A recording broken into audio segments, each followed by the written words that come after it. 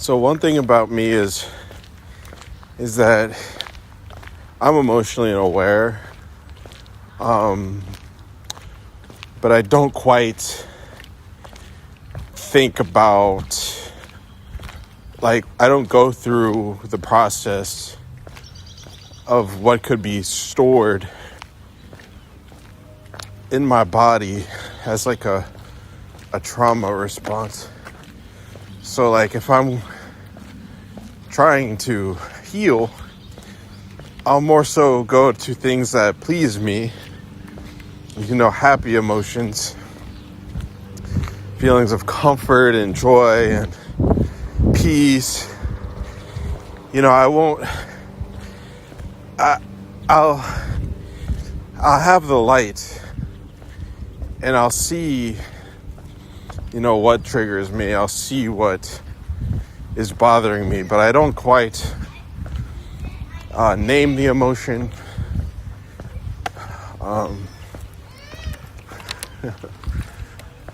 I just kind of let it sizzle, I let it marinate for a while, until like a synchronicity, or I get like a sign from somebody telling me that it is trauma that I'm facing. And that's good to know, because when I think about trauma, I think of like generations who dealt with the same thing I did. And then I start thinking, well, my ancestors are probably watching me and saying, you're doing a good job, buddy. But there's always that fear that I might not be taking on as much responsibility as I like to admit. I am like, I do believe more stable. I'm less concerned about what drives me mad. So I'm just kind of, I enjoy my freedom more now that I'm more stable and in recovery than I did before. I appreciate it more as well. So this awareness thing, I'm becoming more aware. For instance, when I hang around people who are forgetful, old people, people in their 70s, also all sorts of generations actually, but mainly the people who have aged quite far along the way,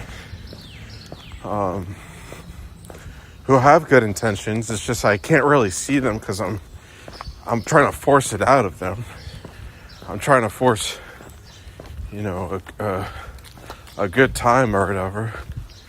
At least for me, for myself, to be able to comfort them. But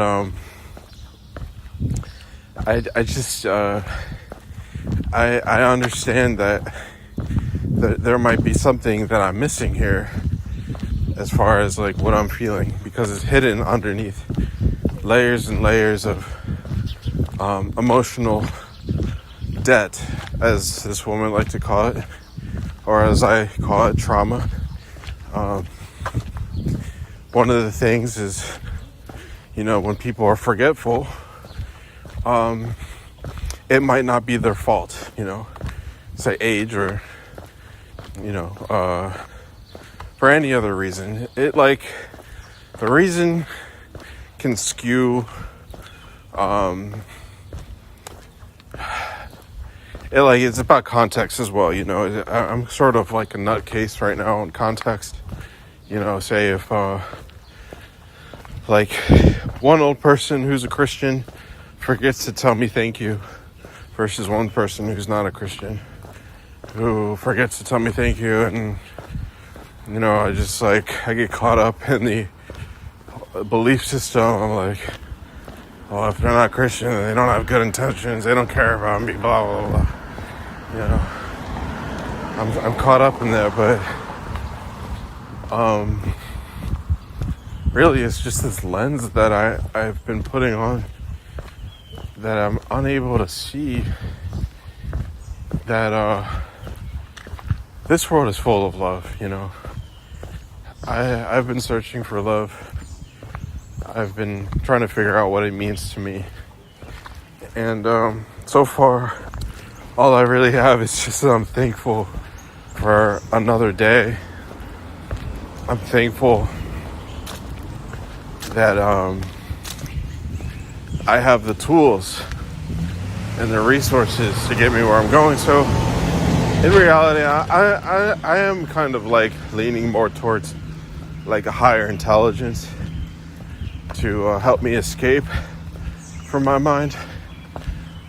But I really think if I were to just put the focus on the present moment, which is what Doug's been calling me to do, which is what the Lord's been calling me to do. In the present moment, you know, what interactions trigger me? What is so triggering about when mom says the cousins are coming, your aunts and uncle are going to be here any minute now, you know? What's so triggering about that?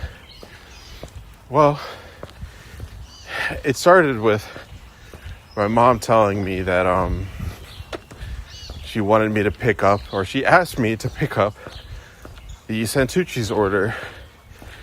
And I'm thinking, you must be out of your damn mind. Like, I have high blood pressure and you can't do it yourself. Like, it's your day off and you're asking me to do this shit. In my head, there's a story. It's about the mom who wants perfect children, but all she does is lay in bed all day and drinks. You know, she doesn't drink, but you know, that's kind of what I'm like, sort of summing it up as is she just wants to relax and see the great kingdom of God unfold in front of her eyes. And she just wants the glory, you know. And I have to snap out of that. Fear. It's just she triggers me when she tells me to do things and I'm already overwhelmed. I have been going through it, so it's a good sign I'm still alive. And one thing I would like to say is that even though she can trigger me, she can also be my best counselor, my best friend, my precious mom who I could give hugs to, you know, who listens to me and works, or, you know, around my emotions to give me love and attention. So that's what's so healing about what I'm going through, is that, you know, the people in my life who are giving me trouble at this present moment are actually my reward system at the end of it all. So I don't have to go and I don't have to be discouraged to be around these people. No, these people are actually so close to me and they care about me. And it's going to be like, okay, you know. So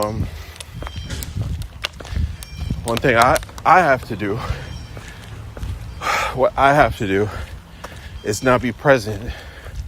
And like that subtle anger, that bubbling up of emotions that's stirring in my belly or my chest. You know, what is it? What's going on? You know, is it hot? Is it cold? Is it red? Is it yellow? Is it orange?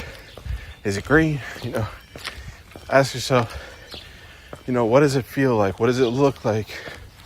What does it sound like? Come on, Michael.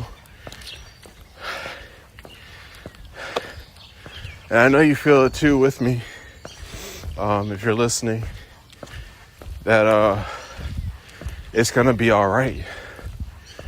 Because we're older now. We might have more going on, but I'm sure at one of these days of the week, you can find one moment that makes it all worth it, that you're going through this. One moment, one feeling, one desire that God has put in your heart that just makes you want to keep going, that makes you want to go for that walk or do 10 push-ups or call that friend or make that meeting, that appointment. Even if it's just to hook up, just a little meeting. Doesn't have to be some brand new job or whatever. Unless it's what you've been promised, unless that's the desire, then yeah, go for it. But for me right now, it's honestly just being present with my feelings and going through it rather than around it, rather than under it, and rather than over it. All right, bless you.